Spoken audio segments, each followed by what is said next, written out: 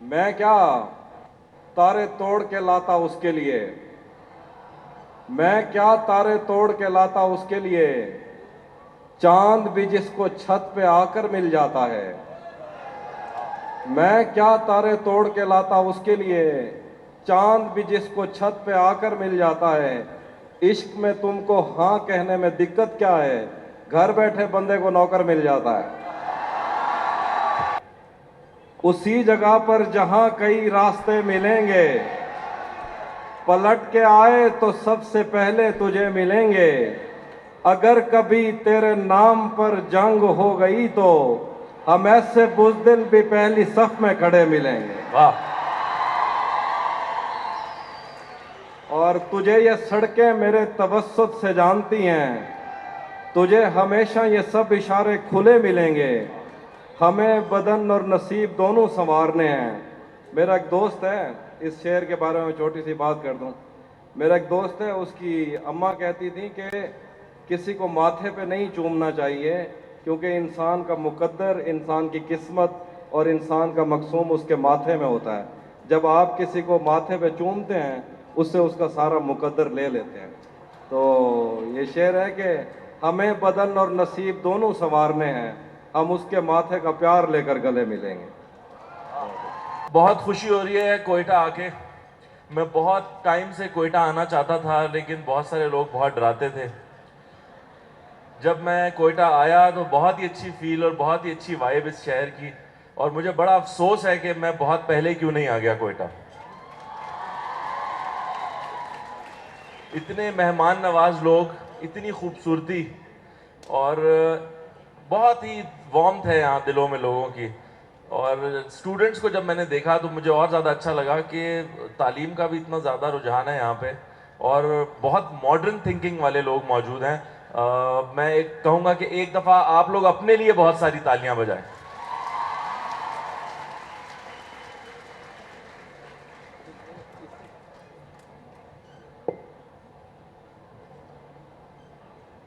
अच्छा, हाफिज साहब की शायरी कौन कौन सुनता है? हाफिज साहब, हम पहले भी एक दफ़ा आपके साथ इंटरव्यू कर चुके हैं, एक सेशन कर चुके हैं। जी जी। वो गालिबन सक्खर में था, हाँ जी, शक्कर में था। और सिंध का सारी आवाम थी वहाँ। और अब हम बलूचिस्तान में मौजूद हैं। आ, जो दोस्त जो जिन दोस्तों को नहीं पता, मैं खुद बलोच हूँ। और मैं हमेशा से मैं हमारे एक शायर थे, उनकी बात दोहराता हूँ कि बलोचों की सरजमीन पर या हमारी मट्टी में एक कटोरा पानी की कीमत 100 साल वफा है। एक कटोरा पानी की कीमत 100 साल वफा है। आए जी भर के पानी पिएं और अपनी जिंदगियों के सौदे कर रहे हैं। क्या बात है हाफिज साहब। सबसे पहले जो सवाल आपसे सब लोग पूछते हैं, तो मैंने सोचा मैं क्यों ना पूछूं हाँ जी। कि शायरी कैसे शुरू किया आपने? शायरी क्या था कि आम लोगों को और बाकी दोस्तों को ये सुनने में बहुत अच्छा लगता है कि मैं ये कहूँ कि मेरी कोई महबूबा थी, मुझे छोड़ के चली गई, मैंने उस गम में शायरी की। लेकिन मसला ये है कि ऐसा नहीं हुआ। तो शायरी इंसान के अंदर ही होती है। शायर जब पैदा होता है तब शायर होता है। और ये तो हो गई झूठी बात। वो सच्ची वाली ने पिछला इंटरव्यू देखा था, उसके लिए थोड़ा प्रॉब्लम हो गया था, इसलिए उसने कहा ऐसी बात नहीं करनी है। सक्कर में मैंने जब इनसे सवाल किया कि हाफी क्या कभी आपको मोहब्बत हुई है, तो हाफी ने कुछ कहा नहीं, बस आंखें नम हो गई इनकी। तो वो कैमरामैन भी इसी ताक में था, उसने फौरन जूम करके वो बना ली वीडियो, और वो वीडियो बड़ी वायरल हुई। हाँ, वैसे भी लोगों को ना दूसरे लोगों को रोता हुआ देख के खुशी होती है, तो उसने कैमरा फोकस कर लिया था। भाई, हमने तो हाफी को हमेशा मुस्कुराते देखा है हर हाल में। तो और आम तौर पे लोग ये समझते हैं कि शायद मैं कभी हंसता ही नहीं हूँगा। उनको लगता है शायद मैं दुखी रहता हूँ। अभी पिछले दिनों एक तस्वीर वायरल हुई, तो कुछ भी नहीं था उसमें। मैं किसी अपनी दोस्त के साथ खाना खा रहा था और मीम्स बनी। मीम्स बनी, उसके ऊपर लिखा हुआ था कि हमें दुखी शायरी पे लगा के खुद अयाशियाँ कर रहा है। तो ऐसा तो कुछ नहीं होता, बस फिर मैं चुप ही हो जाता हूँ, मैं क्या ही करूँ फिर। तो किस दोस्त के साथ खाना खा रहे थे आप? वो थे वो है कोई थोड़ा। है कोई एक? मैंने सुना है हर शहर में आपकी दोस्तियां हैं। नहीं ऐसा नहीं, हाँ? ऐसा नहीं है, क्योंकि शायर जो होता है, शायर का मसला भी ये होता है, हर वो आदमी जो लिटरेचर से जुड़ा हुआ होता है उसको बहुत कम लोग पसंद आते हैं। उसको कोई अपनी मतलब का, वैसे तो आम तौर पर किसी को भी कोई भी आदमी है, अगर उसको उसके मतलब का आदमी नहीं मिलता या उसको उसके मतलब के लोग नहीं मिलते, वो उनसे बात नहीं कर पाता। मैं तो वैसे बहुत खामोश रहता हूँ कि अगर कोई 100 सालों बाद एक मतलब का बंदा नजर आ गया तो जीने क्यों नहीं दे रहे।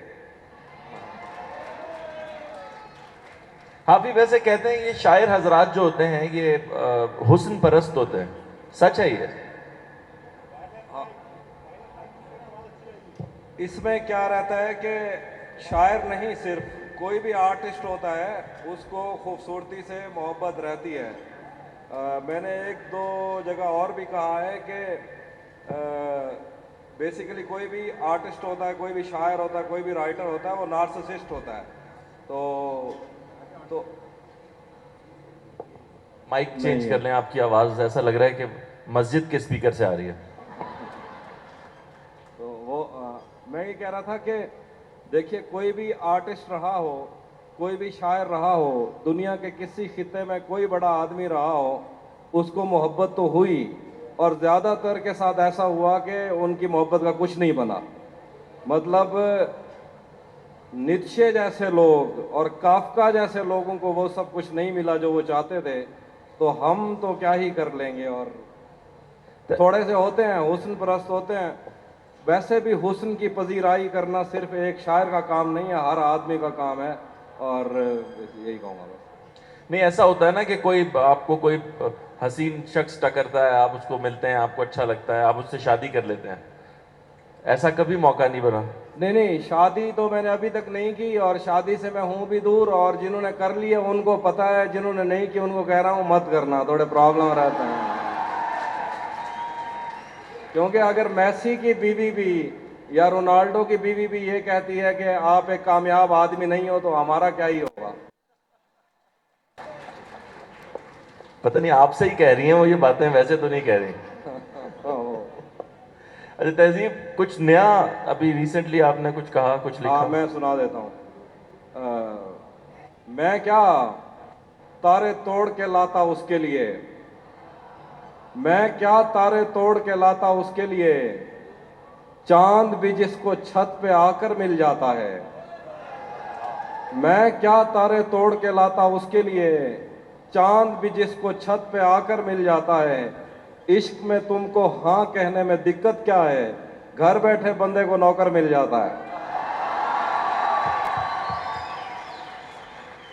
वाह वाह, यार ये तो वाकई आप इसी तरफ जा रहे हैं, शादी से दूर जाने की शायरी है सारी। हाँ जी, हाँ जी, मैं बहुत पहले दूर आ चुका था। तो मतलब खवातीन की आस छोड़ दें? हाँ, नहीं नहीं, कोई ऐसी खवातीन हैं भी नहीं जिन्होंने मेरी आस रखी हुई हो, लेकिन जो मुझे जानते हैं उनको पता है कि औरतों से हम बहुत दूर हैं, क्योंकि थोड़े प्रॉब्लम है थोड़े। इस जुमले से कुछ मखसूस मर्द हजरात काफी खुश हो जाएंगे। मैंने पिछले इंटरव्यू में भी कहा था कि इस तरह की कोई बात नहीं है, लेकिन चूंकि मैं तौसा शरीफ से हूँ, मैं एक मुशायरे में था, तो मुझे किसी लड़के ने कहा आई लव यू। मैंने कहा मैं आई लव यू टू तो कह दूं, लेकिन मैं तौसा शरीफ से हूँ, और वहाँ ये सब मामला हो। नहीं अगर कुछ ऐसा मूड है तो आपका आईडी कार्ड पे पता चेंज करवा देते हैं। नहीं नहीं, मैं ठीक हूँ, मेरे को कोई प्रॉब्लम नहीं है, सही है। अच्छा, आप लोग मजीद शायरी सुनना चाहते हैं हाफिज साहब की? कोई खास फरमाइश है क्या? आवाज नहीं आ रही। ऐसे एक एक बोलेंगे। मैं ना एक दो शेर पढ़ता हूँ, मैं देखता हूँ आप में से कितने लोगों को वो शेर याद है। उसी जगह पर जहां कई रास्ते मिलेंगे, पलट के आए तो सबसे पहले तुझे मिलेंगे। अगर कभी तेरे नाम पर जंग हो गई तो हम ऐसे बुज़दिल भी पहली सफ में खड़े मिलेंगे। वाह। और तुझे ये सड़कें मेरे तवस्सुत से जानती हैं, तुझे हमेशा ये सब इशारे खुले मिलेंगे, हमें बदन और नसीब दोनों संवारने हैं। मेरा एक दोस्त है, इस शेर के बारे में छोटी सी बात कर दूं। मेरा एक दोस्त है, उसकी अम्मा कहती थी कि किसी को माथे पे नहीं चूमना चाहिए, क्योंकि इंसान का मुकद्दर, इंसान की किस्मत और इंसान का मकसूम उसके माथे में होता है। जब आप किसी को माथे पे चूमते हैं, उससे उसका सारा मुकद्दर ले लेते हैं। तो ये शेर है कि हमें बदन और नसीब दोनों संवारने हैं, हम उसके माथे का प्यार लेकर गले मिलेंगे। हावी साहब, हमेशा आपको काले कपड़ों में देखते हैं हम। काला रंग पसंद है आपको? हाँ, मुझे एक तो काला रंग पसंद भी है, दूसरा मुझे लगता है कि एक शायर पिंक कलर के कपड़ों में बहुत बुरा लगेगा, तो इसलिए मैं सिर्फ काला रंग पहनता हूँ। और स्टाइल स्टेटमेंट भी आपकी, आप ये मफलर भी, एक शॉल मफलर कुछ लेते हैं हमेशा। मैं चूंकि पहले बता चुका हूँ, मैं बोलता सराय हूँ, मैं बलोच हूँ, तो मैं शुरू से ऐसा ही था। आस्तीनें ऊपर थी, आज भी वैसा हूँ, तो बस ऐसा ही है। तो जो है, मुझे कोई ऐसा ख्याल ही नहीं आया कुछ और पहनने का या कुछ पर करने का। ब्रांड्स का भी बड़ा शौक रखते हैं आप, नहीं महंगे नहीं, ब्रांड्स का, गुची वगैरह ये वो। नहीं नहीं, मुझे ब्रांड्स का बिल्कुल नहीं पता था। आप जैसे दोस्तों ने मुझे कोई गिफ्ट किए, मुझे तो इनके नाम याद करते करते 3 साल लग गए कि एलवी क्या होता है, गुची क्या होता है। तो मुझे ऐसा कोई शौक नहीं है, मुझे कोई दे दे। अभी मेरे पास एक पर्स था वैसे ही ना, तो मैंने यासिर भाई के सामने रखा, कहते हैं ये नकली गुची है। मैंने कहा मैंने तो कभी जिंदगी में असली गुची भी नहीं देखा, ये जो है वो यही है। नहीं नहीं, वो असली असली गुची था, क्योंकि मैंने जब इनसे मांगा तो इन्होंने नहीं दिया। नकली होता तो फौरन दे देते। हावी साहब, पुराने खजाने में से कुछ अगर सुनाना पसंद करें। मैं सुना देता हूँ कि तुम्हें हुस्न पर दस्तरस है, तुम्हें हुस्न पर दस्तरस है, मोहब्बत मोहब्बत बड़ा जानते हो, तो फिर ये बताओ कि तुम उसकी आंखों के बारे में क्या जानते हो। ये जोग्राफिया, फलसफा, साइकोलॉजी, साइंस, रियाजी वगैरह, ये सब जानना भी अहम है, मगर उसके घर का पता जानते हो। एक दो और शेर हैं, ये भी ताज़ा ही थे कि जंजीर लगा दे। चलो याद आ जाएगा। नहीं, लेकिन कुछ पुराने में से कुछ अगर और। आप क्योंकि कोई दोस्त, एक तो अगर कहीं माइक है तो कोई सवाल करना चाह रहा है या कोई फरमाइश। नहीं सर, सवालों के सिलसिले पे हम जाएंगे हाफिज साहब। अच्छा अच्छा सवाल हम लेंगे इन सब अच्छा, से। आप क्या, कौन सा शेर?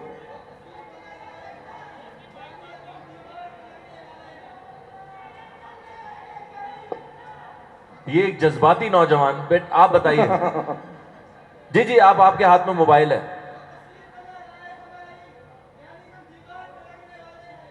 जानू, आपकी फरमाइश बहुत उम्दा थी, आपने आवाज भी निकाली, लेकिन ये मेरा शेर ही नहीं है। मैं कोई और तो नहीं बोला। हाफिज साहब, सफेद शर्ट चाहिए। जी सफेद जी। शर्ट। कासिम पीरदार साहब बैठे हैं। सर जी, हमारी कोई गलती गुस्ताखी आपने माफ फरमाया। हाफिज साहब, सफेद शर्ट शायरी। सफेद शर्ट, हाँ, सफेद शर्ट, सफा है। Shirt poetry. अच्छा सीढ़ियों पे बैठ। Okay okay. वो ये तो आपकी है ना हाँ, ये मेरी है।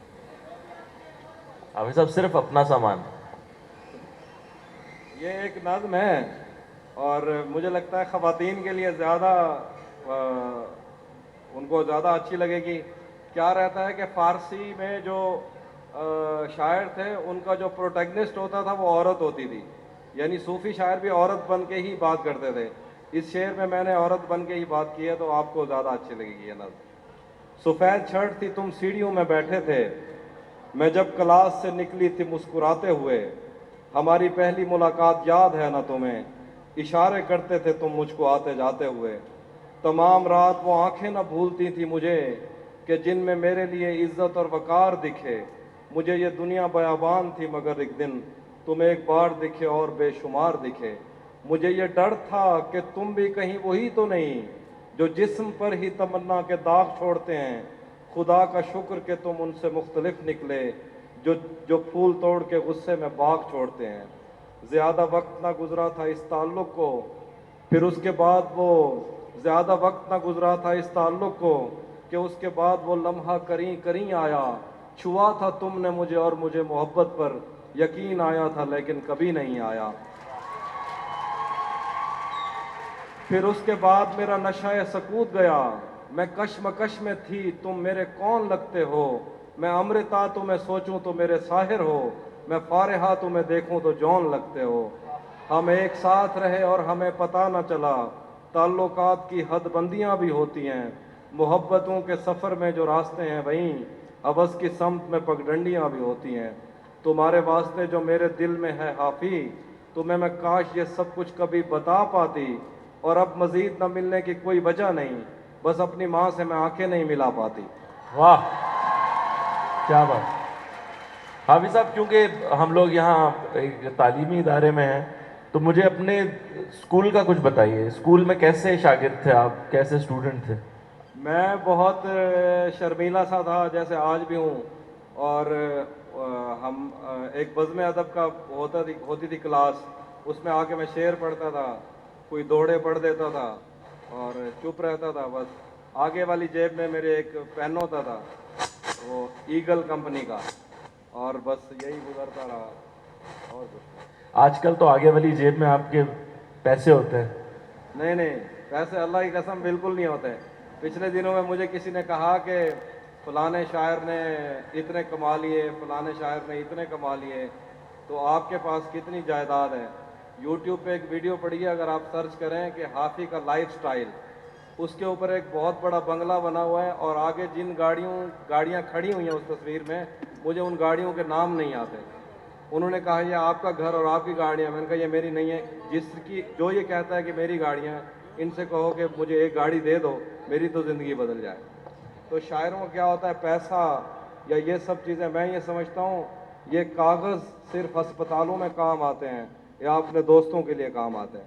अगर मैं चाहता तो मैं कमा लेता, मैंने चाहा ही नहीं कमाने का, तो शायरी वायरी और पैसा वैसा ये सब अलग चीज़ है। लेकिन हाफिज साहब, आजकल के जो शायर हैं वो तो काफ़ी। आपकी तालियों का शुक्र, अगर हैं पैसे तो थोड़े जमा करवा देना, मैंने वापस हो गया। नहीं, मैंने तो सुना है कि आज के शायर जो हैं वो मुशायरे के बहुत बहुत पैसे लेते हैं। हाँ, लेते तो हैं, लेकिन मसला ये है कि देते नहीं हैं। अली जरियून ने तो सुना है अभी कुछ डिफेंस में प्लॉट भी लिया। हाँ, उन्होंने ले लिया होगा। मैं ऐसे गपशप ही चल रही है। अगर हमें ये बावर करवाने में बहुत अरसा लगा कि शायरों को कुछ देना भी होता है, वरना सिंगर्स होते हैं, जैसे नात खां होते हैं, म्यूजिशियन होते हैं, वो बहुत बहुत पैसे लेते हैं। और हमारे उधर, मैं जिस इलाके से हूँ, सराइकी इलाके से, जब उधर उनको कहा जाता था, शायर जब मुशायरा करके अपने मुंतजमीन से कहते थे कि साकू रुखसत करो, वो आधेन लगे बनो था को कुत्ते पटे धन क्या। तो हमारा यही रहता कि कोई ऐसा, कोई मैंने सोचा नहीं, ऐसा प्रायोरिटीज होती हैं, मैंने नहीं सोचा। अच्छा, अभी जो आज के शायर हैं आपके साथ के, उनमें से आपके पसंदीदा कौन है? मेरा कौन पसंदीदा शायर कौन से? मेरे पसंदीदा बहुत सारे हैं। असल में क्या है कि मेरे पसंदीदा बुजुर्गों में से हैं, अभी भी बहुत सारे अच्छा लिख रहे हैं, क्योंकि वो इतने लिखने वाले हैं कि किसी एक का नाम लूँगा या 10 का नाम लूँगा, हो सकता है कोई और रह जाए। तो अच्छा, बहुत सारे शायर हैं। बहुत सारे शायर। अच्छा, बुजुर्गों में से बता दीजिए, लोगों को पता होना चाहिए कि हमारे पसंदीदा शायर के पसंदीदा शायर कौन है। मैं बारहा बता चुका हूँ। वैसे तो जो शायरी पसंद करता है वो क्लासिक से ही शुरू होगा, मीर साहब से, गालिब साहब से, और दाग साहब थे, और जितने भी क्लासिक शायर थे, मसफ़ी साहब थे, वो एक सिलसिला चलता रहता है। उसके बाद के आने वालों में जो मस्त लोग होते हैं, नज़मों में नून मीम राशिद, मजीद साहब हो गए, और फिर इकबाल साहब हो गए, फिर 60s में अहमद मुश्ताक साहब हो गए, ज़फ़र इकबाल साहब हो गए, 70s में जमाल एहसानी, 80s में 60s में रईस फ़ारूक साहब थे। ऐसे एक अनगिनत तादाद है। बलूचिस्तान या कोयटा पहले आना हुआ आपका? मैं कोयटा एक दफ़ा पहले आया था, पर वो मेरी इतने दोस्तों से बात या मुलाकात नहीं हो सकी थी, तो मैं एक दिन के लिए आया था और मैं चला गया था। आज भी आप एक दिन के लिए आए हैं, आप एक हफ्ते के लिए कब आएंगे कोयटा? नहीं, लेकिन ये है कि इतने दोस्तों से बात हो पा रही है तो ये एक हफ्ता ही है मेरे ख्याल। आप लोग चाहते हैं कि एक हफ्ते के लिए हाफी यहाँ आए? हाफी साहब, ये सब लोग आपसे शायरी सुनना चाह रहे हैं। मैं सुना देता हूँ 2 शेर।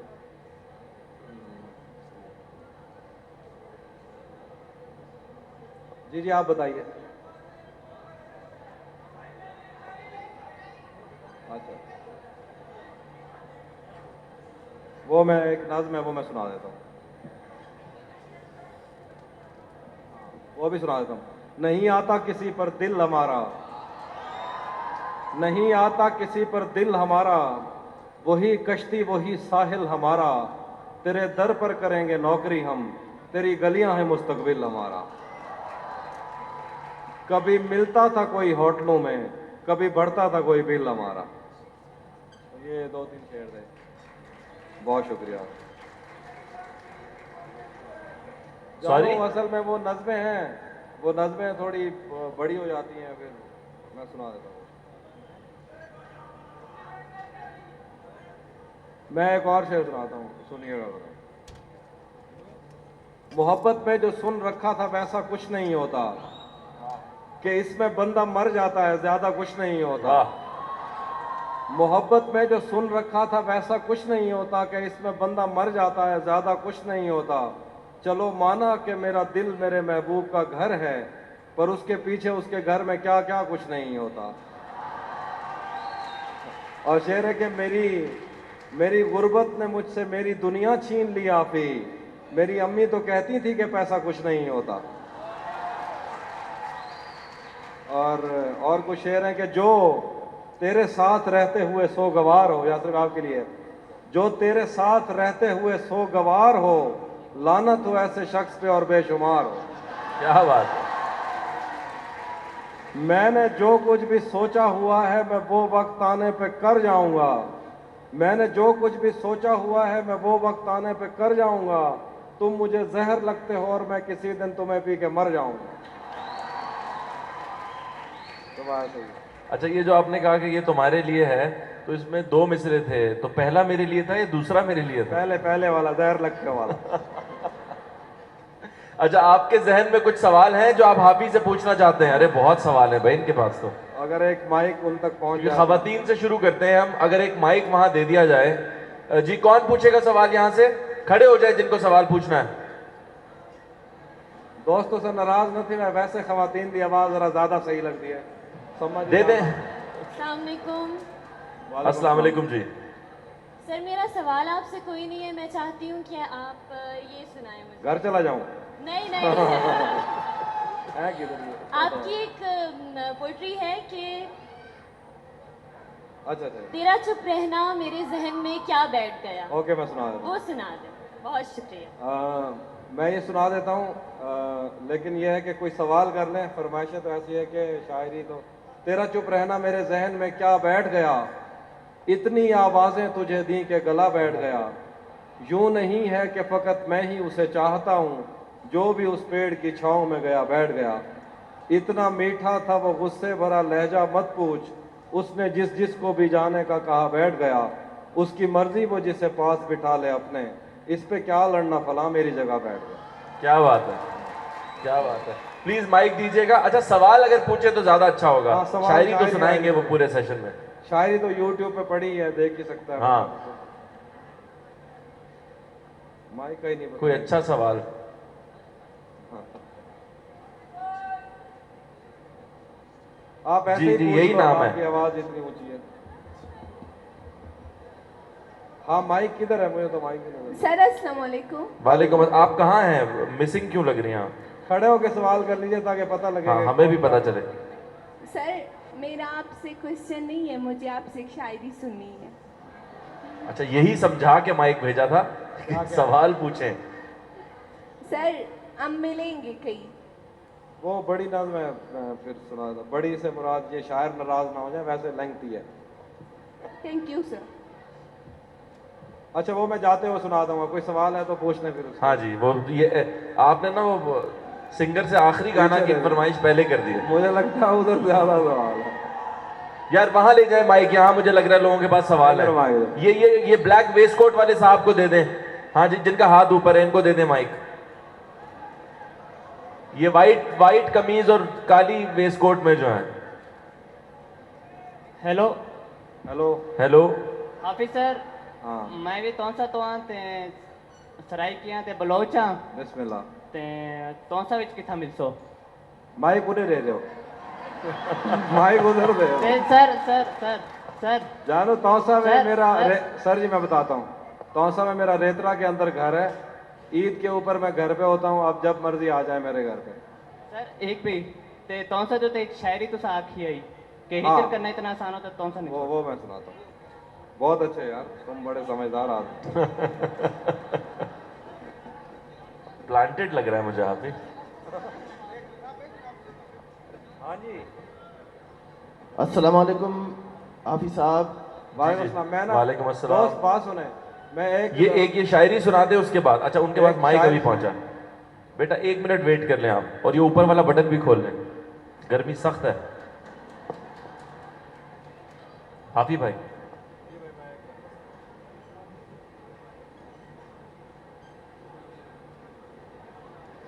यार आप मैसेजेस करना शुरू हो गए। उन्हें कहें अब सेशन में है। मैं ढूंढ रहा हूँ, 1 मिनट, जब तक आप दूसरा सवाल। और उनकी चैट में क्यों ढूंढ रहे हैं? सब उन्हीं को लिख के आप भेजते हैं। दूसरा सवाल पूछ ले, मैं जब तक वो गजल ढूंढ लेता हूँ। आ जाए साहब, आप पूछिए। अच्छा यासिर, मुझे गर्मी नहीं लग रही, शायद आपको इस वजह से लग रही है, आप हाफिज साहब के करीब बैठे हुए हैं। बिल्कुल सही फरमाया आपने। तो सवाल मेरा हाफिज साहब से है कि हाफिज साहब हम आपके बहुत बड़े फैन हैं, जी जी। और बहुत- आज आपने हमें शादी करने से भी साफ इनकार कर दिया। ओ, लेकिन आपको मैं बताता चलूं कि हम नौजवान नस्ल मुफ्ती तारिक मसूद के भी बहुत बड़े फैन हैं। बहुत आला, बहुत आला। तो अब तो हम फंस गए, अब क्या करें हम?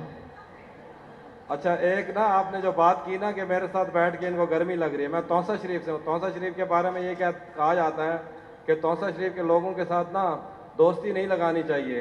वो जो होते हैं ना बिजली की तार की तरह होते हैं, या बंदा मर जाता है, बच जाए तो झटके जरूर लगते रहते हैं। मैं ये कहूँगा कि आप तारिक मसूद साहब को भी सुनते हैं, वो तो कहते हैं 4 कर लें, मैं 1 से मना कर रहा हूँ। 4 साल बाद मुझे रिजल्ट दे दीजिएगा, आपको खुद ही अंदाजा हो जाएगा। अब पिछले दोस्त ने जो एक गज़ल कही थी वो सुना देता हूँ। क्योंकि मेरा ताल्लुक तौसा शरीफ से है तो उसमें एक शेर तौसा को लेके भी आया। मैंने ये कब कहा कि वो मुझको अकेला नहीं छोड़ता, मैंने ये कब कहा कि वो मुझको अकेला नहीं छोड़ता, छोड़ता है मगर एक दिन से ज़्यादा नहीं छोड़ता। कौन सहराओं की प्यास है इन मकानों की बुनियाद में, बारिशों से अगर बच भी जाएं तो दरिया नहीं छोड़ता। और शेर है कि मैं जिसे छोड़कर तुमसे छुप कर मिला हूँ, अगर आज वो देख लेता तो शायद वो दोनों को जिंदा नहीं छोड़ता। शेर है कि, और आखिर पे जो शेर है कि लोग कहते हैं तहजीब हाफी उसे छोड़कर ठीक है, लोग कहते हैं तहजीब हाफी उसे छोड़कर ठीक है, हिजर इतना ही आसान होता तो तौसा नहीं छोड़ता। वाह वाह। और ये सच्ची बात है कि वो हाफिज साहब को एक दिन से ज्यादा नहीं छोड़ता। ये कोयटा भी हमेशा एक दिन के लिए आए। असल में क्या है कि लोगों का जो ध्यान चला गया है वो सवाल और जवाब की तरफ। उधर एक खातून बैठी है पर्दे में, उनको माइक दे दीजिए। सर मेरा नाम इरफान खान है। उधर ही आना हुआ माइक। हेलो उधर ही आना। सर ये इन्होंने अभी नकाब उतारा है, वही है। कौन? इनकी सुन लेते हैं ना, उनके हाथ में माइक है अभी। सर मेरा नाम इरफान खान है। सर मैं पोइट्री की डिमांड तो नहीं करूंगा, लेकिन सर मेरा एक क्वेश्चन है। सर हर इंसान में एक अच्छी आदतें भी होती है, बुरी आदतें भी होती है। सर अगर आप अपनी 3 अच्छी आदतें बताएं और 3 बुरी आदतें। सर यार अच्छी इनसे पूछ ले, बुरी मैं बता देता हूँ। अच्छी आदत मेरे अंदर ये है कि मेरे अंदर मैं सबसे ज्यादा माफ कर सकता हूँ। मतलब मैं वो नहीं रखता जहन में, ग्रज नहीं रखता। मेरे अंदर बदले का जो लफ्ज होता है ना, इमोशन, बदले वाला जो इमोशन है वो मेरे अंदर नहीं है। मैं सब कुछ माफ कर देता हूँ। वाह, बहुत अच्छी और आदत है। बुरी आदत वो ये बताएंगे। नहीं। बुरी आदत भी ऐसी। बुरी आदत इनकी ये है कि बदला जरूर लेते हैं। जी उधर दे दे माइक। सर अस्सलाम वालेकुम। वालेकुम सलाम। और हाफी नेट ऑफ जी पावर प्लीज। मुझे सर यासिर से क्वेश्चन है कि जब वो अरे इकरार मुझसे जी- सवाल नहीं कर रहे हैं आप? यस सर आपसे करना है। अच्छा अच्छा। सर मुझे आपसे एक क्वेश्चन है, जब आप स्टेज पे इकरार अजीज को प्रपोज कर रहे थे, आप कंफ्यूज नहीं हुए?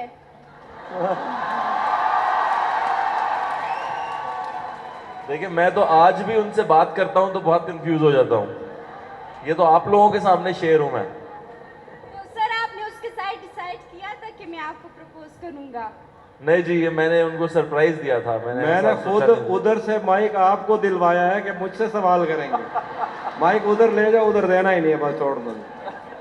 हाँ उधर दे दो। अच्छा जी, टाइम बहुत कम है, हम आखिरी सवाल लेंगे, उसके बाद हाफिज साहब से हम इजाजत लेंगे। और जो माफ करने वाली बात इन्होंने बताई है कि ये माफ हमेशा कर देते हैं, इनकी सबसे अच्छी बात है ये इसकी तलकीन भी करते हैं। मैंने कभी इनको फकीर को पैसे देते नहीं देखा, ये उसे कहते हैं, माफ करो। जी आखिरी सवाल लेंगे, उसके बाद हम छुट्टी करेंगे। Hello sir. Hello hello. हाँ जी, तो दूर से आइए कॉल। थोड़ा माइक दूर कर लें। मैं तो हाँ जी। सर मैं खुद भी शायरी करता हूँ, तो माशाल्लाह। मैंने आपसे एक मशवरा लेना था। हाँ मशवरा कि ले लें। अपनी शायरी को अच्छे करने के लिए मुझे आगे क्या करना चाहिए? मेरी जान, मैं तो इस लायक नहीं हूँ कि बुजुर्गों के सामने आपको शायरी पे मशवरा दूँ, लेकिन मैं ये कहूँगा कि आपको बहुत सारे शेर याद होने चाहिए। एक जो असातिज़ा होते हैं उन उस्ताद के पास एक आदमी आया था, तो उन्होंने ये कहा था कि मैं शायरी अच्छी करना चाहता हूँ, शायरी पढ़ना चाहता हूँ। तो उन्होंने कहा कि 5000 शेर याद करो। तो वो कई वक्त लगा के शेर याद करके आया, तो उन्होंने कहा अब क्या करूँ? कहते अब इनको भूल के आओ। तो शायरी अनलर्निंग का नाम है, पहले सीखना है फिर उसको बुलाना। वाह क्या बात है। अस्सलाम वालेकुम तेजी भाई। वालेकुम सलाम। तेजी भाई मैंने आपके लिए एक शेर लिखा है, मैं आपको सुना देता हूँ जी, कि जंग मोहब्बत से ज्यादा बेहतर है, क्योंकि जंग के आखिर में या बंदा मरता है या जिंदा रहता है, लेकिन मोहब्बत के आखिर में बंदा जरूर मर जाता है। क्या बात है सर और एक बात और, बहुत बहुत शुक्रिया भाई। माइक इनसे लें नहीं, इनसे छीन लें। चलिए जी। अच्छा ठीक है। हमारा वक्त खत्म हो गया, नहीं तो बहुत सारी चीजें मैं चाहता हूँ जाने से पहले आप थोड़ी शायरी अगर हाफी हाँ। एक नज्म सुना दें और उसके बाद हम इसको वाइंड अप कर लें प्लीज। 2 शेर हैं। उससे मिलने का अभी सोच रहा होता हूँ और दर पर कोई जंजीर लगा देता है। उससे मिलने का अभी सोच रहा होता हूँ और दर पर कोई जंजीर लगा देता है। जब भी सोचूं कि उसे मैंने भुला देना है, फेसबुक पर कोई तस्वीर लगा देता है। क्या बात है, बहुत बहुत शुक्रिया आप लोगों का। Thank you very much for your love, you been a great audience. और एक